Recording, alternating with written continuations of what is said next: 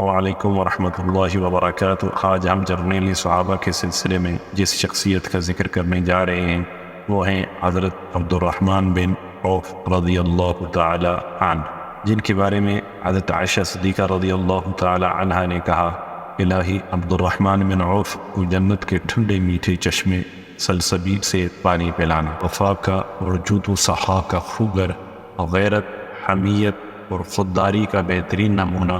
ان خوش نصیب 10 صحابہ کرام میں سے ایک جنہیں دنیا میں جنت کی بشارت دی گئی، وہ خوش قسمت جرنیل جسے شاہ امم صلی اللہ علیہ وسلم نے معرکہ دومت الجندل کے لیے امیر لشکر نامزد کرتے ہوئے اپنے ہاتھ سے امامہ باندھا۔ 30 سال کی عمر میں صدیق اکبر رضی اللہ عنہ کی دعوت پر لبیک کہتے ہوئے دارہ اسلام میں داخل ہوئے، پہلے حبشہ اور پھر مدینہ منورہ کی طرف دوہری ہجرت کا اعزاز حاصل کیا۔ زمانہ جاہلیت میں ان کا نام عبد عمرو تھا، لیکن اسلام قبول کرنے کے بعد رسول اقدس صلی اللہ علیہ وسلم ان کا نام عبد الرحمن رکھ دی، جو بعد میں عبد الرحمن بن عوف کے نام سے مشہور و معروف ہوئے۔ سلیم الفطرت ایسے تھے کہ شراب اسلام قبول کرنے سے پہلے ہی ترک کر دی تھی۔ حضرت عبد الرحمن بن عوف رضی اللہ عنہ ہجرت کر کے جب مدینہ منورہ تشریف لائے تو بالکل خالی ہاتھ تھے، مال و منال میں سے ان کے پاس کچھ بھی نہیں تھا۔ شاہ امم صلی اللہ علیہ وسلم نے انہیں حضرت سعد بن ربیع انصاری رضی اللہ عنہ کا دینی بھائی قرار دیا۔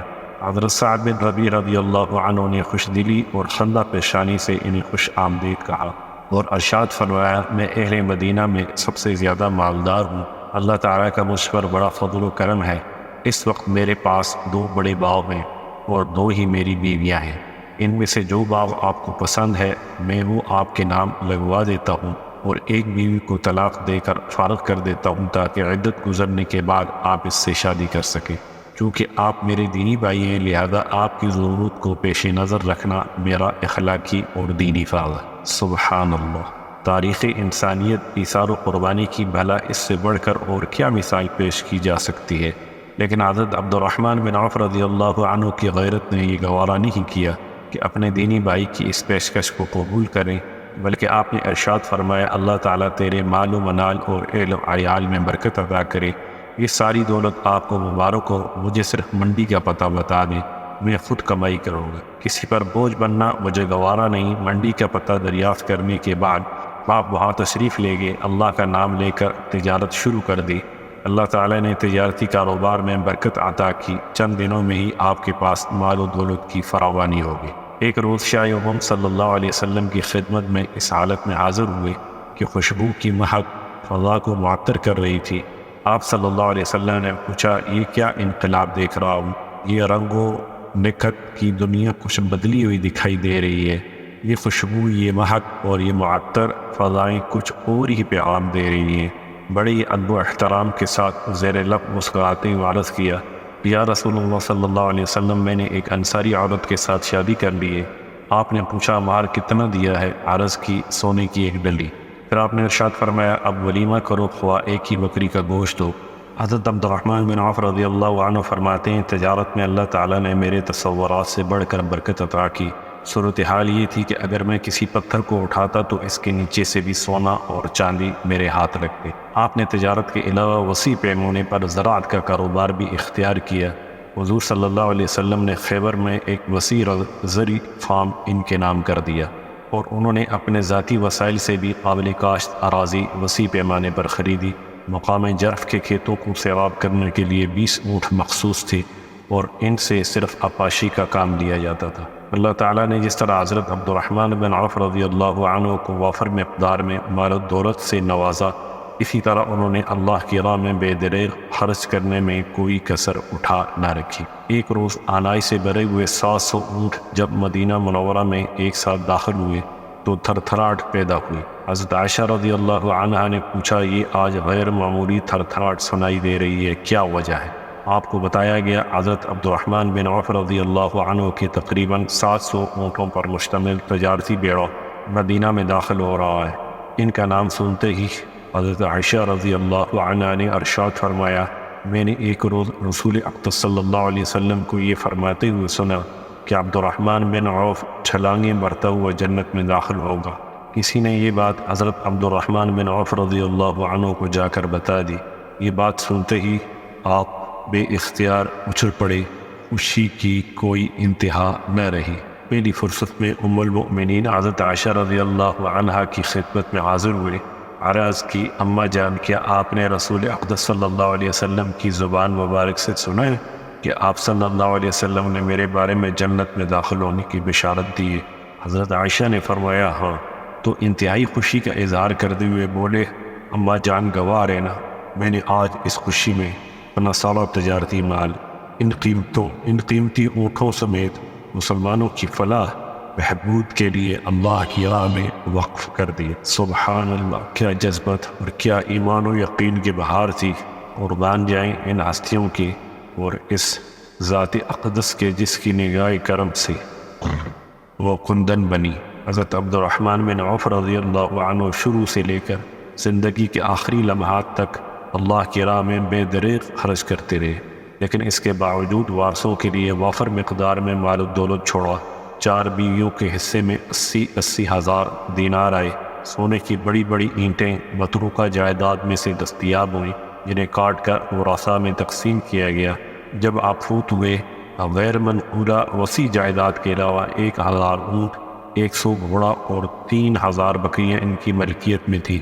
اتنی بڑی دولت کو دیکھ کر خوش ہونے کی بجائے اکثر و بیشتر پریشان ہو جایا کرتے تھے۔ ایک دفعہ کا ذکر ہے، آپ نے روزہ رکھا، افطاری کے وقت کھانا آپ کے سامنے رکھا۔ آپ کھانا دیکھ کر آپ دیدہ ہو گئے اور فرمانے لگے مصعب بن عمیر مجھ سے بہت بہتر تھا، جب وہ شہید ہوا تو کفن کے لیے کپڑا بھی پورا میسر نہ تھا، سر ڈھانپتے تو پاؤں کھلے رہتے اور پاؤں ڈھانپتے تو سر برہنہ ہو جاتا، لیکن اب دنیا ہمارے لیے کشادہ ہو گئی۔ اندیشہ ہے کہ کہیں یہ ساری نعمتیں دنیا میں ہی دے کر آخرت کی ابدی نعمتوں سے ہمیں محروم ہی نہ رکھا جائے۔ یہ خیال آتے ہی زار و قطار رونے لگے اور آہیں بھرنے لگے، کھانے کو ہاتھ بھی نہ لگایا۔ اللہ آخرت کا تصور ہو تو ایسا۔ ایک دن اسی طرح بے اختیار ہو رہے تھے، گریا اور آوزاری کی ایک نرالی شان تھی۔ کسی نے پوچھ لیا آپ اتنے رنجیدہ کیوں ہیں؟ کیا وبا آن پڑی؟ کس مصیبت کا سامنا ہے؟ نصیبی دشمناں یہ آنسوؤں کی جھڑی کیوں لگی ہوئی ہے؟ یہ نمدیدہ آنکھیں اور غمدیدہ چہرہ آخر کیوں؟ فرمانے لگے شاہ امام صلی اللہ علیہ وسلم اس دنیا سے اس حال میں رخصت ہوئے کہ آپ اور آپ کے اہل و عیال کو پیٹ بھر کر جو کی روٹی کھانے کے لیے میسر نہ آتی۔ ایک ہم ہے کہ مال و دولت کی ریر پھیل ہے، پتہ نہیں ہمارا انجام کیا ہوگا، کہیں دنیا میں سب کچھ دے دلا کر ہمیں بالکل فارغ ہی نہ کر دیا جائے۔ اللہ تیری شان، کیسی نرالی سوچ تھی ان اللہ والوں کی۔ تجارت اور زراعت میں بے پناہ مصروفیت کے باوجود زندگی بھر جہاد میں مصروف رہے اور بھرپور حصہ لیا۔ غزوہ بدر میں حضرت عبد الرحمن بن عوف رضی اللہ عنہ نے جوان مردی و بہادری کا مظاہرہ کرتے ہوئے مقابلے میں آنے والی خطرناک دشمن عمیر بن عثمان بن کعب کا سرنگ قلم کر دیا۔ غزوہ بدر میں پیش آنے والا ایک دلچسپ واقعہ بیان کرتے ہیں کہ میں ایک جگہ کھڑا کچھ سوچ رہا تھا کہ میرے پاس یک بعد دیگرے 2 انصاری نوجوان آئے۔ دونوں آپس میں حقیقی بھائی تھے۔ ایک کا نام معاذ اور دوسرے کا نام معوذ۔ بڑے ہی معصومانہ انداز میں انہوں نے پوچھا چچا جان ابو جہل کون ہے اور اس وقت کہاں ہے؟ میں نے پوچھا بیٹو تمہیں اس سے کیا کام ہے؟ کہنے لگے ہم نے سنا ہے کہ وہ ہمارے پیارے نبی حضرت محمد صلی اللہ علیہ وسلم کو گالیاں دے۔ آج ہم یہ عزم لے کر میدان میں اترے ہیں کہ یا اسے واصل جہنم کریں گے یا خود جام شہادت نوش کریں گے۔ ابھی یہ باتیں ہو ہی رہی تھیں کہ ایک طرف سے ابو جہل گھوڑے پر سوار بڑے طمطراق سے گردن اکڑے ہوئے آ رہا تھا۔ میں نے کہا بچو یہ رہا تمہارا شکار۔ یہ سنتے ہی برق رفتاری سے اس پر حملہ آور ہوئے اور چشم و زن میں اسے گھوڑے سے نیچے گرا لیا اور اس کا سر قلم کر دیا۔ واہ سبحان اللہ، کیا جذبہ جہاد تھا! شاہ امم صلی اللہ علیہ وسلم کے ساتھ بے پناہ محبت کے کیا کہنے! اس چھوٹی سی عمر میں ایسا عظیم کارنامہ کہ دشمن کا بہت بڑا پلک چپکنے میں گرا دیا۔ 2 ہجری کو دومۃ الجدل کو اسلامی ریاست کا حصہ بنانے کے لیے لشکر اسلام کو روانہ کیا گیا۔ وہاں اسلام کا دشمن بنو کلب قبیلہ آباد تھا۔ حضور صلی اللہ علیہ وسلم نے حضرت عبد الرحمن بن عوف رضی اللہ عنہ کو لشکر کا امیر مقرر کیا۔ اپنے دست مبارک سے سر پر عمامہ باندھا اور جھنڈا تھماتے ہوئے ارشاد فرمایا بنو کلب کو پہلے اسلام کی دعوت پیش کرنا اگر وہ مان جائیں تو بہتر، ورنہ ان سے ڈٹ کر مقابلہ کرنا۔ کسی بچے، عورت اور بوڑھے کو قتل نہ کرنا۔ حضرت عبد الرحمن بن عوف رضی اللہ عنہ حضور صلی اللہ علیہ وسلم سے ہدایات لے کر دومت الجندل کی طرف روانہ ہوئے۔ وہاں پہنچ کر پہلے 3 دن حکمت و دانائی کے ساتھ لوگوں کو وعظ و نصیحت کی، اسلام کی طرف انہیں احسن طریق سے دعوت دی، جس سے متاثر ہو کر بنو قلب قبیلے کا سردار اصبغ بن عمرو کلبی، جو عیسائیت کا گرویدہ تھا، دائرہ اسلام میں داخل ہوا۔ اسے دیکھ کر بنو قلب کے بیشتر لوگ مسلمان ہو گئے۔ جنہوں نے اسلام قبول نہیں کیا، انہوں نے جزیہ ادا کرنے کی بنیاد پر ضمانت حاصل کر لی۔ دوسرا عام واقعہ یہ پیش آیا، قبیلے کے سردار نے اپنی بیٹی کا نکاح حضرت عبد الرحمن بن عوف رضی اللہ عنہ سے کر دیا۔ اس طرح دعوت و تبلیغ کی بنیاد پر یہ علاقہ پرامن طور پر فتح ہو گیا اور کسی کا کوئی جانی و مالی نقصان نہیں۔ حضرت عبد الرحمن بن عوف رضی اللہ عنہ راہ جہاد میں بے دریغ اپنا مال خرچ کیا، جس سے مجاہدین کو بڑا سہارا ملا۔ ایک دفعہ مجاہدین کے لیے 500 تربیت یافتہ جنگی گھوڑے خریدے اور ایک دوسرے موقع پر 1500 عربی النسل اصیل گھوڑے خریدے تاکہ مجاہدین کے کام آ سکے۔ وفات سے چند روز پہلے تمام غلام آزاد کر دیے تھے اور یہ وصیت لکھوائی کہ اصحاب بدر میں سے جو بقیہ حیات ہیں، ان میں سے ہر ایک کی خدمت میں 400 دینار پیش کیے جائیں اور امہات المؤمنین کی خدمت میں وافر مقدار میں مال پیش کیا جائے۔ ام المؤمنین حضرت عائشہ رضی اللہ عنہ اکثر یہ دعا کیا کرتی تھی، الہی عبد الرحمن بن عوف کو جنت کے چشمے سلسبیل سے پانی پلانا۔ حضرت عبد الرحمن بن عوف رضی اللہ عنہ کی خوش قسمتی کے قربان جائیں، جن کے لیے رسول اقدس صلی اللہ علیہ وسلم نے برکت عطا کی۔ دنیا میں انہیں جنت کی بشارت دی، ان کے سر پر اپنے دست مبارک سے عمامہ باندھا، ان کے ہاتھ میں لشکر کا جھنڈا پکڑایا، جن کے لیے صدیقہ کائنات ام المؤمنین حضرت عائشہ صدیقہ رضی اللہ عنہا نے بارگاہ الہی میں جنت کے ٹھنڈے میٹھے پانی سے سیرابی کی درخواست کی۔ دنیا میں کسی انسان کے لیے ان اعزازات سے بڑھ کر اور کیا انعام ہو سکتا ہے۔ حضور صلی اللہ علیہ وسلم نے غزوہ تبوک میں شرکت کا اعلان عام کیا۔ مجاہدین کے علاوہ مال و متاع کی بھی شدید ضرورت تھی، کیونکہ مقابلے میں رومی لشکر کی تعداد بہت زیادہ تھی۔ سفر بڑا طویل اور دشوار گزار تھا، وسائل بہت کم تھے، سواری کے لیے اونٹ اور گھوڑے بہت قلیل تعداد میں تھے۔ وسائل نقل و حرکت کی کمی کی وجہ سے بعض مجاہدین کو لشکر میں شامل نہ کیا جا سکا اور وہ اس محرومی کی بنا پر زارو قطار رونے لگے اور گریہ زاری کرتے ہوئے کہنے لگے، کاش آج ہمارے پاس زیادہ راہ ہوتا، اس سعادت سے محروم نہ رہتے۔ غزوہ تبوک کے لیے روانہ ہونے والے لشکر کو جیش العسرہ یعنی لشکر تنگ دست کے نام سے پکارا گیا۔ اسی اہم ترین موقع پر حضور صلی اللہ علیہ وسلم نے راہ جہاد میں خرچ کرنے کی ترغیب دلائی تو صحابہ کرام ایک دوسرے سے بڑھ چڑھ کر حصہ لینے لگے۔ اس دفعہ بھی حضرت عبد الرحمن بن عوف رضی اللہ عنہ کا پلہ بھاری رہا۔ جو کچھ بھی گھر میں موجود تھا حضور صلی اللہ علیہ وسلم کے قدموں میں لا کر ڈھیر کر دیا۔ آپ نے محبت بھرے انداز میں پوچھا، عبد الرحمن کچھ گھر میں چھوڑ آئے؟ عرض کی، یا رسول اللہ صلی اللہ علیہ وسلم بہت کچھ چھوڑ آیا ہوں۔ آپ نے پوچھا، کتنا مال گھر میں باقی چھوڑا ہے؟ عرض کی، یا رسول اللہ صلی اللہ علیہ وسلم میرے ماں باپ آپ پر قربان، کیا اللہ تعالیٰ نے اس کی راہ میں خرچ کرنے والے کے لیے رزق کی فراوانی، خیر و برکت اور اجر و ثواب کا وعدہ نہیں کیا؟ آپ نے یہ جواب سن کر اپنے جاں نثار صحابی کو شفقت بری نگاہوں سے دیکھا۔ سبحان اللہ، ایمان و یقین، صدق و وفا اور وجود و سخا کی کیا کہنے۔ کیا چرخ نیلی خواب نے اس جیسے قدسی نفوس انسان کہیں اور بھی دیکھے ہوں گے؟ کبھی نہیں۔ لشکر اسلام تبوک کی طرف روانہ ہوا۔ حضرت عبد الرحمن بن عوف رضی اللہ عنہ میں شریک سفر تھے۔ راستے میں پڑاؤ کیا، نماز کا وقت ہوا، رسول اقدس صلی اللہ علیہ وسلم تشریف فرما نہ تھے۔ امامت کے فرائض عبد الرحمن بن عوف رضی اللہ عنہ نے سر انجام دیے۔ دوسری رکعت میں حبیب کبریا علیہ السلام تشریف لے آئے اور اپنے اس جاں نثار صحابی کی اقتداء میں نماز ادا کی۔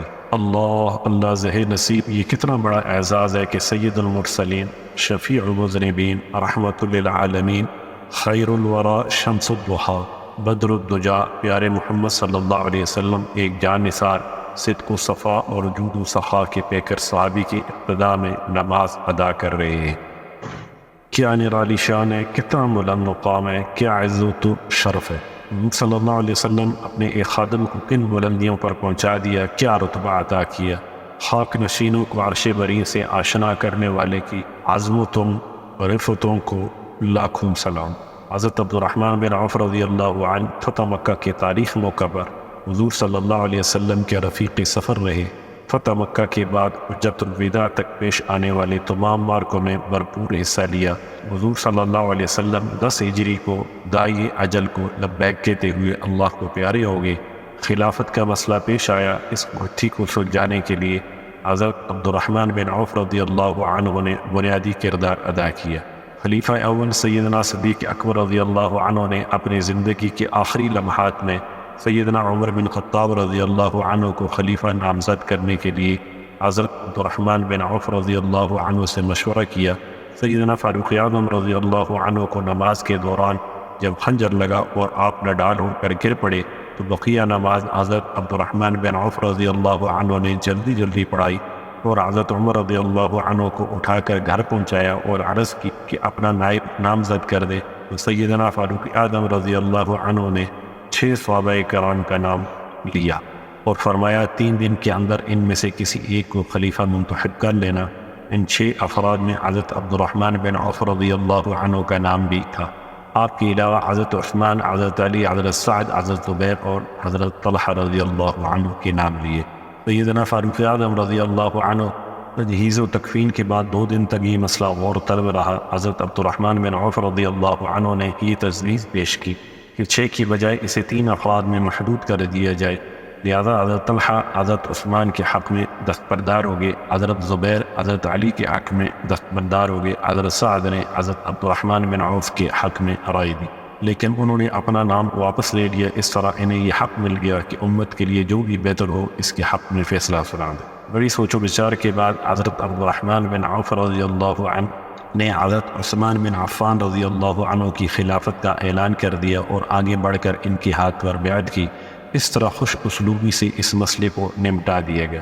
جس دانائی اور دور اندیشی کے ساتھ یہ مسئلہ حل کیا گیا، یہ واقعی ان کی زندگی کا ایک حیرت انگیز کارنامہ ہے۔ امیر المؤمنین سیدنا عثمان ابن عفان رضی اللہ عنہ نے ایک موقع پر ارشاد فرمایا کہ میں نے حضور صلی اللہ علیہ وسلم کو یہ ارشاد فرماتے ہوئے سنا کہ میرے بعد جو شخص میری ازواج مطہرات کی خدمت اور حفاظت کرے گا وہ یقیناً دیانت و امانت اور صدق و صفا کا پیکر ہوگا۔ چنانچہ یہ فریضہ نہایت خوش اسلوبی سے حضرت عبد الرحمن بن عوف رضی اللہ عنہ نے سر انجام دیا۔ سفر حج میں حضرت عبد الرحمن بن عوف رضی اللہ عنہ ازواج مطہرات امہات المؤمنین کے لیے زاد راہ اور سواری کا اہتمام کرتے۔ پورے سفر میں پردے کا خاص اہتمام کیا جاتا، بڑی حفاظت اور پورے اعزاز و اکرام کے ساتھ حج کرواتے، امانت، دیانت، اخلاص اور خدمت کو شعار بنائے رکھتے اور امہات المؤمنین کی دعاؤں کے مستحق ٹھہرتے۔ امیر المؤمنین سیدنا عثمان ابن عفان رضی اللہ عنہ کے دور خلافت میں داعی اجل کو لبیک کہتے ہوئے جنت الفردوس کو سدھار گئے اور جنت البقیع میں دفن ہوئے۔ اللہ ان سے راضی اور یہ اپنے اللہ سے راضی۔ السلام علیکم ورحمۃ اللہ وبرکاتہ۔